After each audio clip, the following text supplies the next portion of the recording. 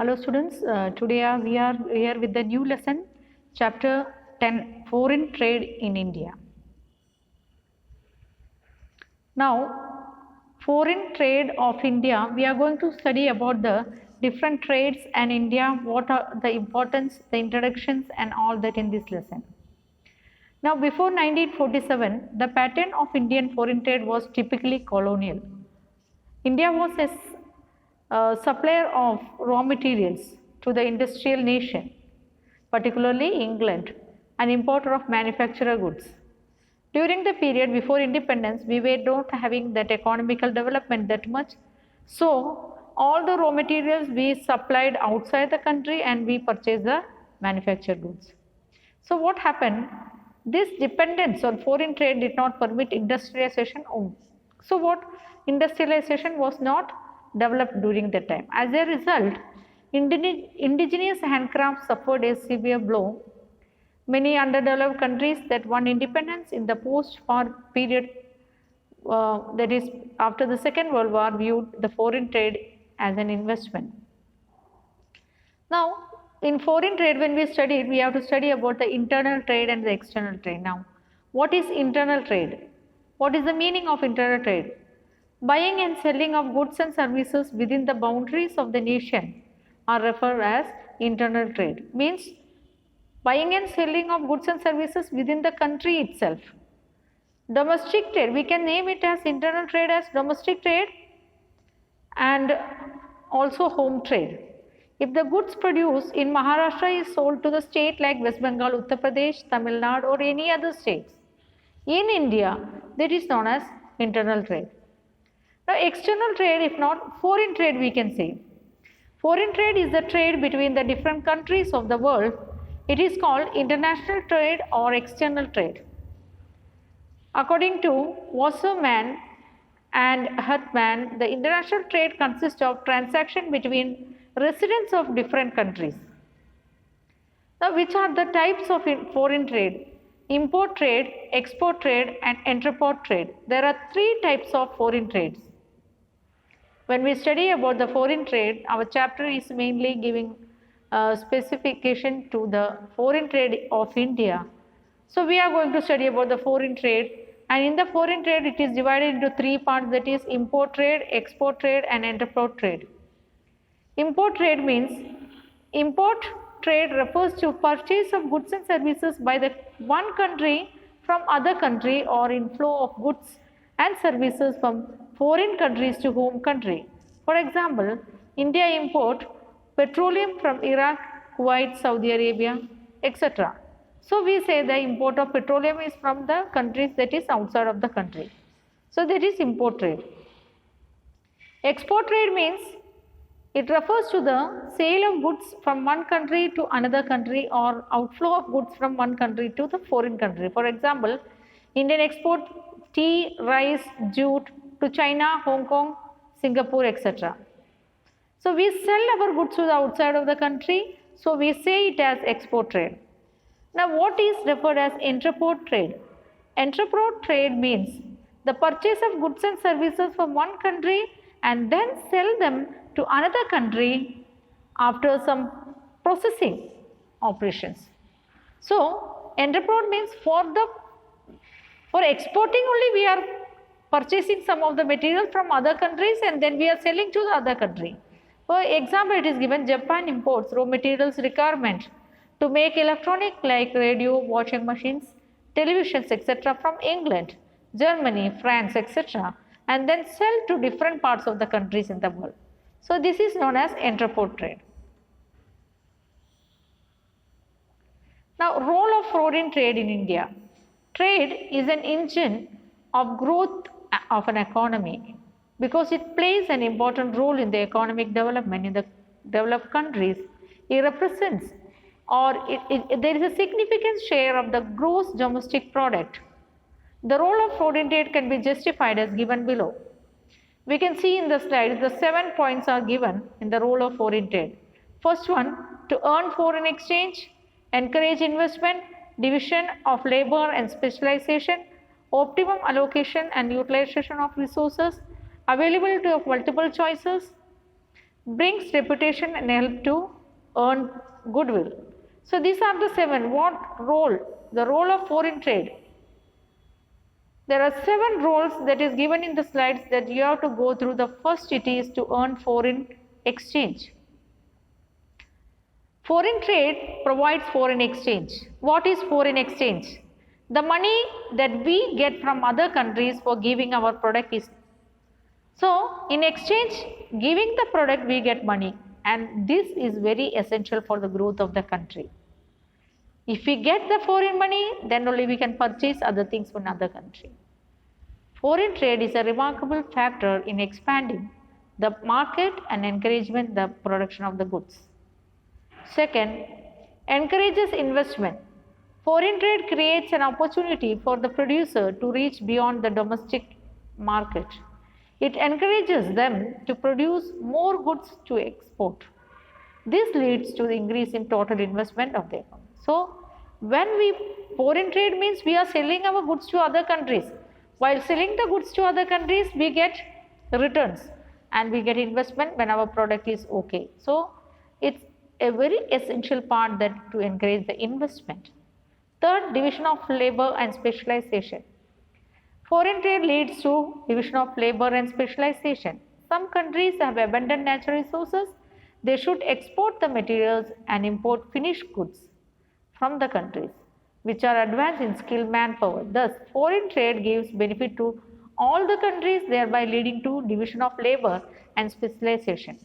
So, if we don't have the machineries to produce the raw material, we have to sell it, so that we can have specialization in producing the raw materials in a more efficient manner rather than to purchase the machine power or skilled manpower with more cost.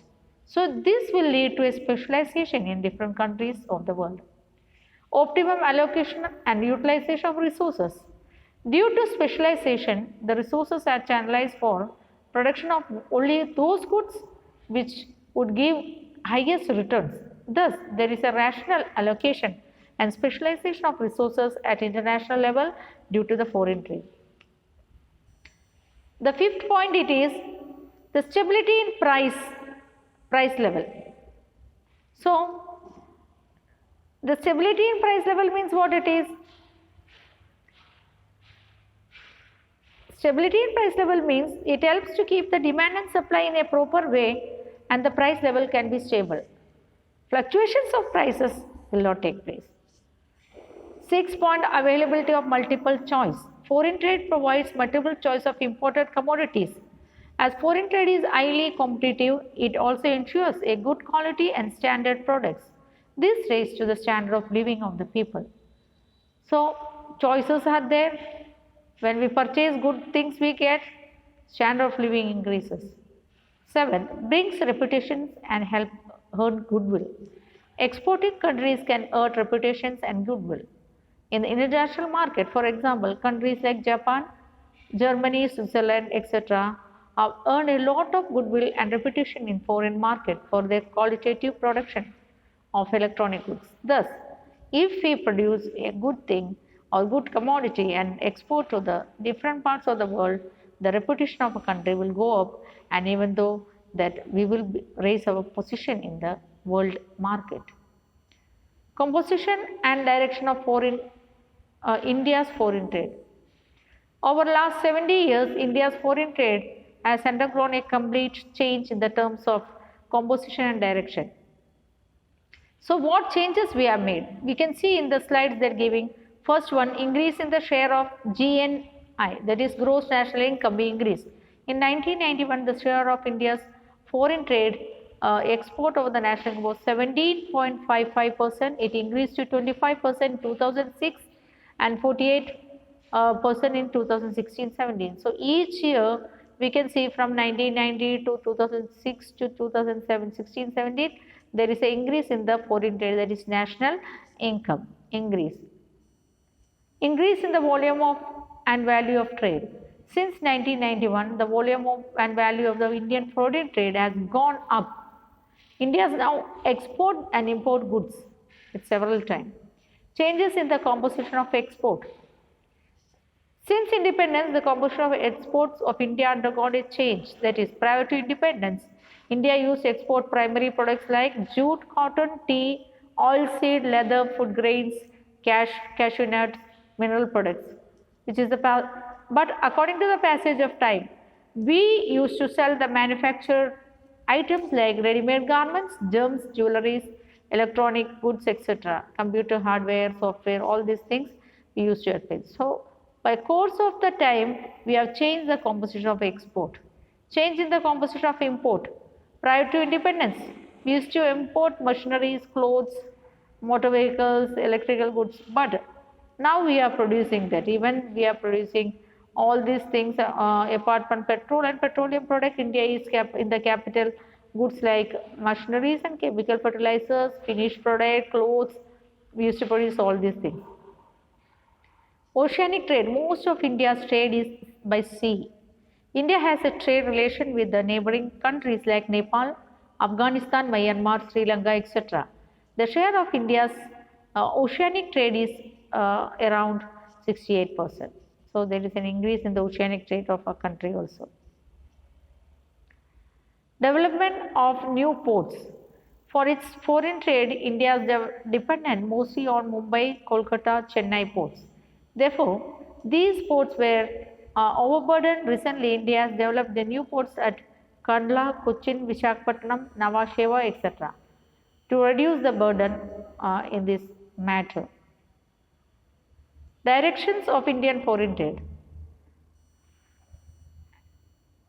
In these directions, India's foreign trade have changed a lot when we studied about the foreign trade changes prior to independence, and after that India has changed the trade policies a lot. Now, prior to independence, we were with great trade with Britain. They use this all the first position in India's foreign trade. However, India nowadays, we have, after this liberalization, we have the trade with many other countries in the world like Germany, Japan, UK and all that things. In 2001, the trends in civilization, India's foreign trade has expanded a manifold. Now, recently, what is our position in the foreign trade? Recent trends in export: engineering goods, petroleum goods, chemical products, gems and jewelries, textiles and ready-made garments. So we are all in the move that we are exporting all these things. According to Engineering Goods Export Promotions Council, EGEPC report share of engineering goods 25% in India's total export in 2017-18.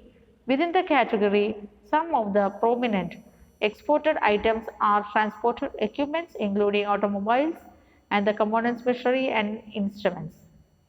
During the period 2010-11 to 2014-15, export of transport equipments have grown from $16 billion to $24.8 billion. So we can see an increase in these things. Petroleum products, India's petroleum capacity increased significantly 2001-2, due to which India turned as an exporter of petroleum refined products. Petroleum products had a share of 4.3% in India's total export in 2001, which rose steadily into the 20.1 in 2013-14. Chemicals and chemical products, an important export items that performed reasonably well over the last few years in the chemical and chemical products. There is an increase of chemicals. Even gems and jewelry is also increased in India, means they're having 13.3%. Textiles and ready-made garments, textile garments export together according to means it is 11.3% of the India's export in 2014-15. So, India is achieving a good trend in the matter of exporting things. Now, trends in import: petroleum, gold, fertilizers and iron. What things we import? Export we studied. Now we mainly import petroleum, gold, fertilizers, iron and steel. Petroleum has remained most important items in the import of India's trade. It had a share of 25% of the total export in 1990-92, which increased to 31. So, the import of petroleum shows that we are using more and more vehicles and other facilities to increase the petrol. Gold after petroleum, gold is the second part which we are importing. From 2011-12 to 53.3 billion gold import was there, and to 27. This primarily due to the fall in international gold price. Fertilizers also, we import fertilizers, and even iron and steel also we import. The concept of balance of payment. Balance of payment in the country is the systematic record of all international economic transactions of the country during a period of usually a year. So, balance of payment means how much import things we are bringing from other countries and how much things we are selling to the other countries. If there is a total equivalence in both of them, we can say the balance of payment. There is no too much of, if the balance of payment is there, there is the receipt and the payment will become equal in that way. According to Ellsworth, balance of payment is a summary statement of all transactions between the residents of one country and the rest of the world. According to Waterhouse, the balance of payment of a country is a systematic record of all economic transactions completed between its residents and the rest of the world during a given period of time, usually a year. For these above definitions, it is clear that value of exchange of goods and services among the citizens, businessmen, firms, government, etc. is included in the balance of payment.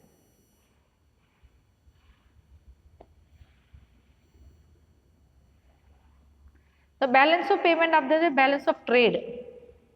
Balance of trade is the difference between the value of countries' export and import for the period. Balance of trade is also referred as the international trade balance. According to Bentham, balance of trade of a country is the relation over a period between the value of export and import of the physical goods. According to Samuelson, its export value is greater than the import value is called the trade surplus, and if the import value is greater than export value, it is said to be trade deficit. It is clear from the above definitions, the balance of trade includes the value of import and the value of export. Now, we studied about the balance of payment. In the balance of payment, we measure it in the economic term or money term. In the balance of trade, we measure in the quantity term, means how much products, physical goods that is transporting in the countries. Okay, students, so we studied about the foreign trade of India. In the foreign trade, we studied about different trade practices that India has done with the different parts of the world, and even the role and what all means things that India used to export and import, and what is the main criteria behind it. We studied about. Okay, students, we have finished these lessons. Okay, go through the lessons and study well.